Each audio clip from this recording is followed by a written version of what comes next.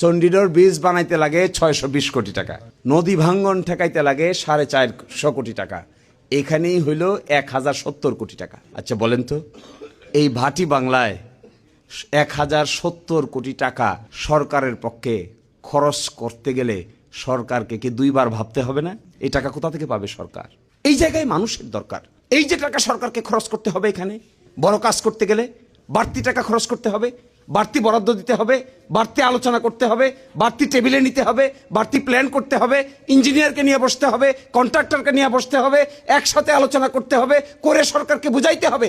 যদি শক্তিশালী নেতৃত্ব আমরা প্রতিষ্ঠা করতে না পারি, তাহলে এত হাজার হাজার কোটি টাকা কোনোদিনেই এই বাটি বাংলায় সরকারের পক্ষে বরাদ্দ দেওয়া সম্ভব হবে না।